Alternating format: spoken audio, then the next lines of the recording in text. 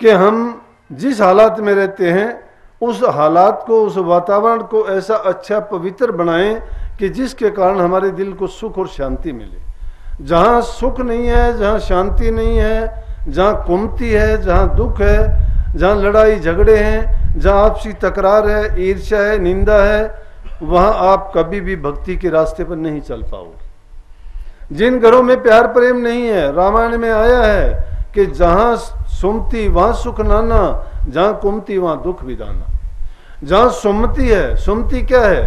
आपस में बहन भाई का, पति पत्नी का, बाप बेटे का, सबका आपस में मेल जोल है, प्यार है, आपस में सुख शांति है घर में, तो हर प्रकार की चीजें वहाँ लाभ ही लाभ है, कोई किसी प्रकार का ना दुख होता है। क्यों? उस घर में कष्ट, बीमारी और दूसरी चीजें ये आ ही नहीं सकती। ये कहाँ आती हैं?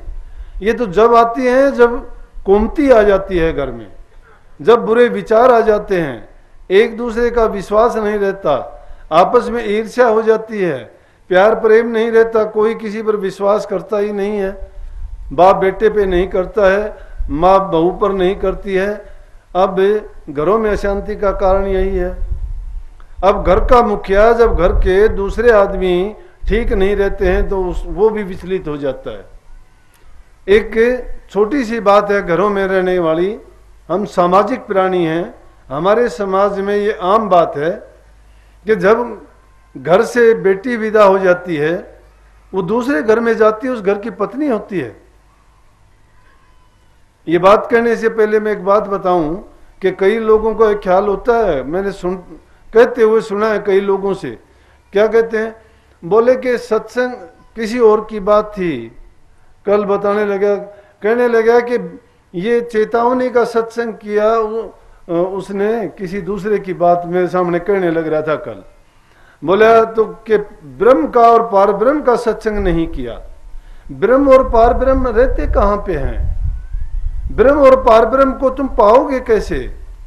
अरे जिसके मन में शांति नहीं है, घरों में प्यार नहीं है, घर में झगड़ा होता है, और वो कोई पार ब्रह्म की चेतावनी के बिना आदमी कहाँ रूहानी मंडलों में पहुंच जाएगा?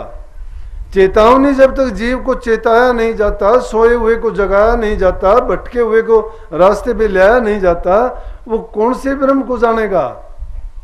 जो ये ऐसी बातें ब्रह्म की करने वाले होते हैं उनके पल्ले कुछ भी नहीं होता। मैंने तो उसको कहा तो कुछ भी नहीं, फिर मैं सोचने लग गया कि क्या इसने बात कही, और कौन ये सत्संग करता है? मांग मांग के टुकड़ा खाते हैं, घर घर के भिखारी हैं, कहते कुछ हैं करते कुछ हैं। उन भेख बना लिया लोगों ने, पेशा बना लिया, लूट खाने का एक ढोंग रच लिया, दाढ़ी रख ली, कपड़े रंग लिए और घर घर में जाके भीख मांगने लगे। अपने आप को त्यागी, तपसी और भजनानंदी कहते हैं, और कहते हैं कि मैं वहां पहुंच गया, मैं ये पहुंच गया, मैं अनामी में हूं, मैं प्रकाश को देखता हूं, मैं धुन को सुनता हूं, और कहते हैं घर घर जाके कि मेरा सत्संग करवा ले। सत्संग की जरूरत उसको क्या है प्रचार करने की? किस लिए करवा ले? क्यों करवा ले? खुद उसने सत्संग को जान लिया क्या? अगर तेरे अंदर वो खुशबू है तो तेरे पास अपने आप आ जाएंगे। लेकिन लोगों ने क्या, क्योंकि उनका दिल नहीं लगता इस बात के बिना। उनके दिल में क्या है कि जिसके मन में जो कामनाएं उठ रही वही काम है, जो उसके दिल में। इन कामनाओं से बचने के लिए महापुरुषों को क्या जरूरत है? हाँ, जिसकी जिम्मेवारी है, जिस प्रकार से ईसा मसीह ने कहा कि I have come to the world to pick up my ships, कहता है कि मैं तो उन जीवों को लेने के लिए आया हूं जिन पे मेरे निशान लगे हुए हैं, जिनका मुझे हुक्म मिला है। इसका मतलब है कि जितने भी जीव हैं उन संतों के ताल्लुक हैं, वो संत उनको लेके जाएंगे इस संसार से। वो उन जीवों को कल्याण के लिए, चाहे वो उनके पास कैसे भी पहुंचो, अपने आप पहुंच जाएंगे।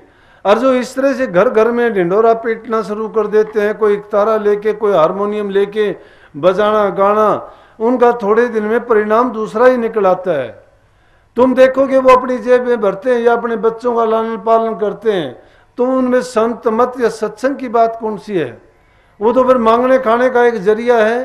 फिर तो बहुत से लोग हैं वो संत मत की लाइन नहीं है, लोगों ने एक पेशा बनाया उसको। तो मैं जो बात कहना चाहता था कि जीव के लिए सबसे जरूरी चीज की चेतावनी है। यथार्थ बात को जानने के लिए चेतावनी पहले चाहिए।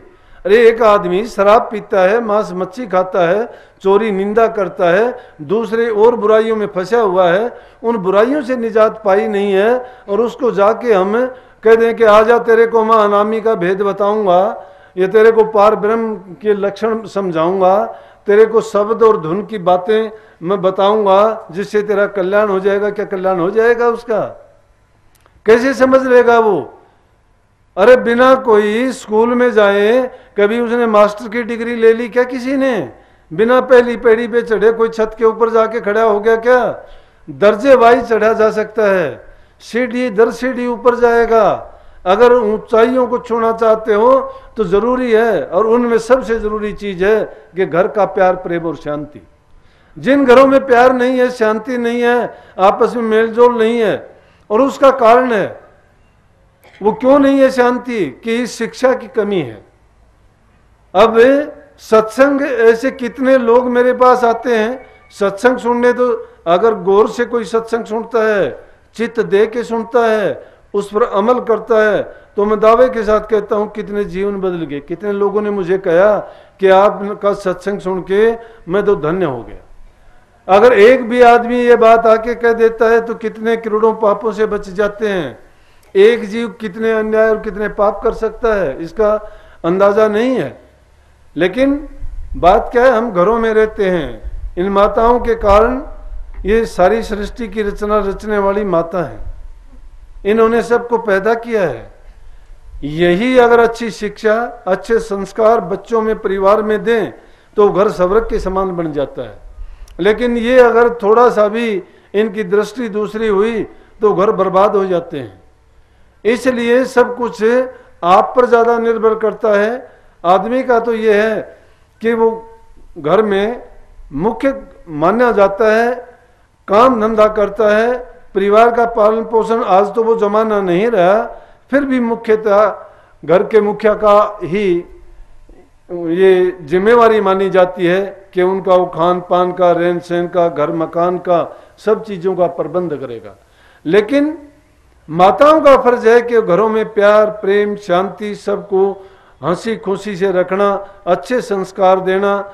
जब उनसे अच्छे संस्कार बच्चों को मिलेंगे तो घर स्वर्ग के समान हो जाएगा। अगर ये बहू आती है घर में और उसकी सास उसको बेटी नहीं मानती है, उसके साथ नफरत करना शुरू कर देती है, ना उसकी बातें पूछती है, ना अपने दिल की बात बताती है, उससे बात करती है तो भी माथे पर सिलवट डाल के, नाक चढ़ा के बात करती है, चेहरे पे खुशी नहीं लाती, तो बहू भी समझ जाती है कि सास मेरे को अच्छा नहीं समझती। जब उसकी लड़की घर में आती है, जब भी कोई बात जिक्र घर में चलता है, अपनी लड़की को याद करती है, उसकी खूबियां गिनाती है, उसको बार बार याद करती है, और बहू के बारे में दो शब्द नहीं कहती। तो बहू सोचती है कि देखो लड़की से तो इतना प्यार करती है, मुझे कभी ये ठीक ढंग से भी नहीं बोलती। तो बिना कहे भी नफरत और घृणा के बीज बोए जाते हैं। फिर उनमें आपस में जब तकरार होनी जरूरी हो जाती है, वो तकरार जब होती है तो उस औरत का बेटा, बहू का पति, वो उन दोनों के बीच में फंस जाता है। वो ना माँ की बात को इनकार कर सकता है, अगर उससे इनकार करता है तो समझो कि माँ बाप से गया, अगर घरवाली से करता है तो फिर घरवाली उसको छोड़ के चली जाएगी। अब भी वो इस चक्रव्यूह में पड़ने के बाद घरों की सब शांति जाती रहती है। अब वहां जाके हम प्रचार करें कि तू अभ्यास किया कर, नाम का सेवन किया कर, कैसे संभव हो सकता है? तो जरूरी चीज है कि घर में पहले शांति हो। अगर यही माताएं ऐसा करें कि जब उसकी लड़की घर से चली गई, वो किसी दूसरे की घर की बहू है, उसको ये संस्कार दे के भेजे कि अपने घर में प्यार, प्रेम, शांति रखना, नहीं तो गलती तू करेगी और उसके बदले में वो लोग बुरा भला हमें कहेंगे। अगर घर में बहू आती है तो उसको ये समझो कि मेरी बेटी जो गई थी उसकी जगह मेरी बेटी आ गई। अगर उसको तुम प्यार से, प्रेम से और सच्चे दिल से जब उसको प्यार करोगे तो वही तुम्हें बेटी नहीं, वो दोनों रूप में, बेटी बन के भी, बहू बन के भी, तुम्हारी नौकरानी बन के भी, सेविका बन के भी तुम्हें प्यार देगी, सेवा करेगी, हर प्रकार से सुखी रखेगी। और उनके सुख के कारण तुम्हारे घर के जो आदमी हैं वो भी जब घर में प्यार देखेंगे तो हर चीज में उनको खुशी मिलेगी, तो घर का वातावरण उनको इतना अच्छा लगेगा कि वो आदमी चाहे कुछ भी कर ले। जिस घर में आपस में प्यार प्रेम नहीं है वहां राक्षस और भूत बासा हो जाता है। जिस घर में आपस में प्यार प्रेम है, शांति है, तो वो आदमी चाहे कुछ भी करो उसकी हर चीज में कामयाबी ही कामयाबी होगी। लेकिन अगर हम ऐसा नहीं करते हैं तो जरूरी चीज क्या हुई, उसके बाद दूसरी बातें सोचो। उसके बाद आती है कि खान पान अच्छा होना चाहिए आदमी का। खान पान में अगर हम शराब कबाब नशे विषयों में पड़ जाते हैं, अब एक शराब को ही मुख्य करके मानते हैं यहाँ पे, वैसे तो और भी बहुत सी नशीले पदार्थ हैं, लेकिन उन नशीले पदार्थों से इतना ज़्यादा नुकसान नहीं जितना कि शराब से है, या इसको मुख्य करके मानते हैं। वैसे नशा तो सब बुरा है, कोई भी नशा हो इंसान के दिमाग को खराब कर देता है, सेहत को बर्बाद करता है, पैसे की बर्बादी करता है, इंसान को दूसरे लोगों की नज़रों से भी गिरा देता है। लेकिन ये चीज़ तो ऐसी है शराब, जो इसका सेवन करता है, सेवन करने के बाद में ये अपने आप जाहिर हो जाता है, उसकी नज़र में सारे रिश्ते नाते खराब हो जाते हैं, अपना काम बिगाड़ता है वो। शराब पीने से धन की बर्बादी होगी, सेहत उसकी खराब होगी, समाज में उसकी निंदा होगी हर तरफ से, घर परिवार में देखेंगे तो उसको कोई पसंद नहीं करेगा। शराब पीने के बाद वो घर वालों से कैसा व्यवहार करेगा, हम ये हमारे जीवन में आम कहीं ना कहीं हमें मिल जाते हैं, उनको देखते हैं।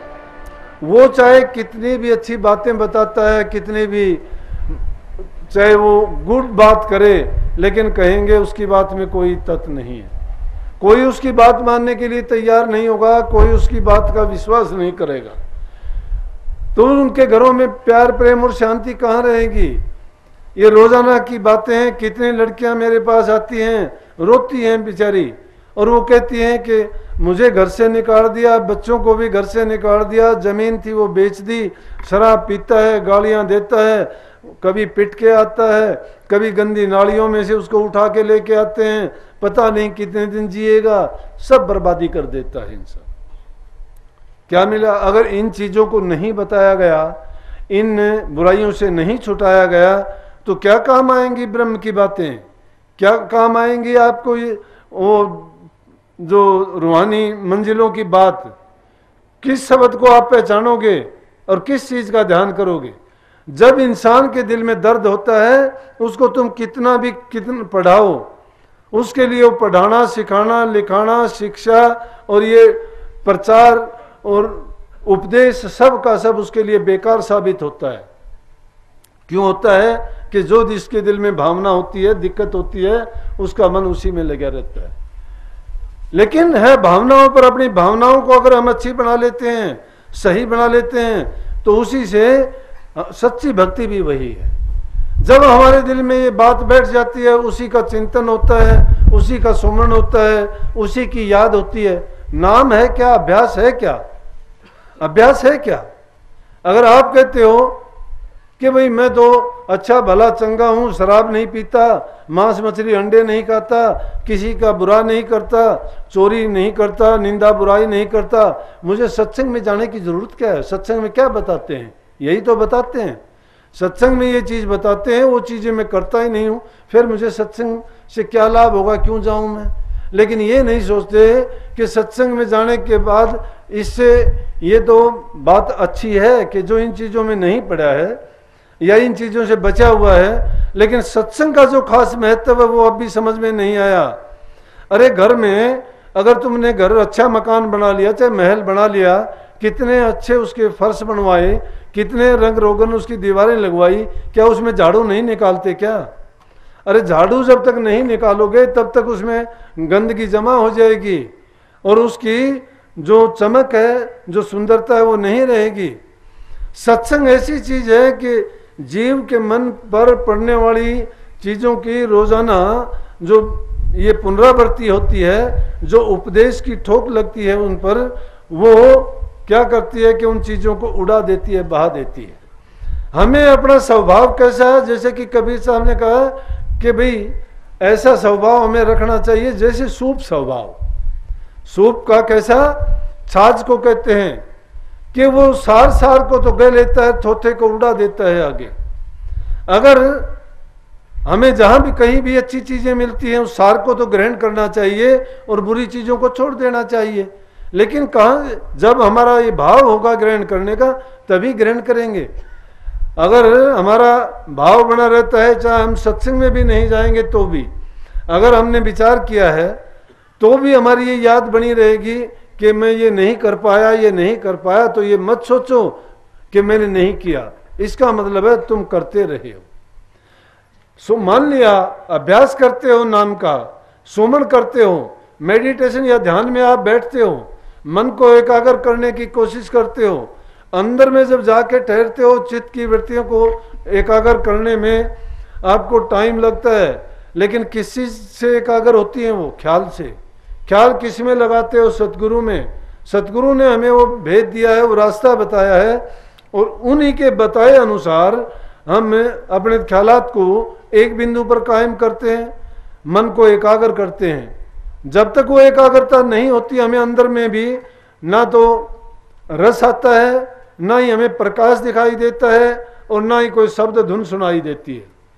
टाइम जरूर लगता है, एक दिन की बात नहीं है, लेकिन अगर हमारा भाव है तो वो सारा का सारा समय हमारा अभ्यास में ही गुजरता है। किस प्रकार से कि एक गुरु के दो शिष्य थे, दो शिष्य थे, बड़ी सेवा करते थे। तो सेवा करते करते एक बार कहीं बाहर जाना हुआ, किसी दूसरे जगह पर सत्संग था, तो वहां से संदेश आया कि आप आओ, आप नहीं आओ तो आपके शिष्यों को भेजो। वो कहने लगे भाई आप चले जाओ दोनों। कहने लगे जी हम अगर दोनों गए तो आप अकेले रह जाओगी, सेवा कौन करेगा? वो बहुत सेवा करते थे। गुरु की सेवा क्या होती है? वो सब कुछ ही करते थे, पैर दबाना, कपड़े धोने, खाना बनाना, खाना खिलाना, और जो भी छोटे मोटे काम जितने भी सेवा के थे वो अपने गुरु की सेवा में लगे रहते थे। तो उन दोनों में से गुरु ने कहा कि एक को भेज दिया गया वहाँ। जब एक को वहाँ भेज दिया गया, एक पूरा दिन सेवा करता रहा, अब दो का काम एक पर आ गया। उसने दिल से बड़ी सेवा की, क्योंकि उसने पैर भी उसको दबाने थे, खाना भी उसने बनाना था, कपड़े भी उसने धोने थे, स्नान भी उसने करवाना था, झाड़ू पोछा भी उसने उस स्थान पे उसने करना था, बिस्तर भी उसने बदलने थे, खाट को बाहर अंदर निकालना भी उसने था, गुरु को जो भी चीज़ की आवश्यकता पड़ती वो भी उसको देनी थी, और उसने हर प्रकार से वो दोनों की सेवा अकेले ने की। लेकिन जो एक दूसरा जो चला गया था, वो वहाँ जाने के बाद सोचता रहा कि पता नहीं मैं होता था तो हम दोनों मिलके गुरु की सेवा कर लेते थे, पता भी नहीं लगता था। आज वो अकेला है, पता नहीं गुरु को कैसा खाना दिया होगा, कैसा उसने खाना बनाया होगा, कैसे उसने सफाई की होगी, पता नहीं उसने ये काम किया होगा नहीं किया होगा। वो ख्याल से वहीं जुड़ा रहा। जब वो 2 दिन के बाद वापिस आया, दूसरे दिन जब वापिस आया तो कहने लगा, दोनों को देख के गुरु कहने लगा भाई तुमने कल मेरी बड़ी सेवा की। उसने कहा गुरुजी मैं नहीं था, मैं तो बाहर गया हुआ था, इसने की थी सेवा। बोले भाई तूने बड़ी सेवा की। वो दूसरा भी कहने लगा जी मैं था, ये नहीं था, ये तो गया हुआ था। बोला भाई इसने बड़ी सेवा की। बोला जी आप क्या कह रहे हो? हम तो सोचते थे कि अभी इतने बूढ़े नहीं हुए हो, आपको याद नहीं है। बोला मुझे सब याद है, तुम्हें याद नहीं है। तूने जो सेवा की, तू तो एक मजबूरी सोच के सेवा करता था कि 2 का काम सोच के तूने किया है। लेकिन ये जो वहां गया हुआ था, वहां गया हुआ भी इसकी भावना यहाँ पे थी। ये हर पल यही सोचता रहा कि पता नहीं इसने ये किया होगा या नहीं किया होगा, पानी दिया होगा नहीं दिया होगा, खाना दिया होगा नहीं दिया होगा। अब सोने का टाइम हो गया, अब बस बिस्तर बिछाने का समय हो गया। ये तो पल पल जो है सेवा में हाजिर रहा है, दूर कहाँ था। इसलिए प्रेमियों, जिसकी भावना जो होती है ना, भावना जहाँ पे ठहर जाती है, हम कहाँ पे धोखा खाते हैं? जब हम सोचते हैं कोई देखता नहीं है, जब हम सोचते हैं गुरु को क्या पता है, जब हम सोच लेते हैं कि मैं ज्यादा जानता हूं, सबसे बड़े अज्ञानी की भूल है ये हमारा अभिमान बोलता है। कोई कहता है मैं तो मानता ही नहीं, क्या गुरु होता है, क्या साधु होता है, क्या संत। अरे तू मानता तो है, लेकिन किसको मानता? तू किसी पत्थर को मानता होगा। जो जिंदा गुरु को नहीं मानता है ना, वो किसी पत्थर पानी को पूजता मिलेगा। वो तो जो नीचे की भक्ति है, जो काल की भक्ति है, वो करता होगा। संतों की भक्ति तो किसी भागी जीव को मिलती है। संत तो जिंदा परमात्मा होते हैं। दो ही रूप हैं परमात्मा के या मालिक के। जिंदा रूप में अगर परमात्मा है तो गुरु के रूप में है, और गुप्त रूप में है तो वो सब में व्याप्त है। जो सब में व्याप्त को जानना चाहता है वो गुरु के रूप को देख ले। गुरु सरगुण रूप है हमारे सामने। सरगुण रूप की जब तक भक्ति नहीं करते, सरगुण रूप को जब तक आप नहीं जान जाते, तब तक निर्गुण में जा ही नहीं सकते। क्योंकि बिना रास्ते के कहां जाओगे?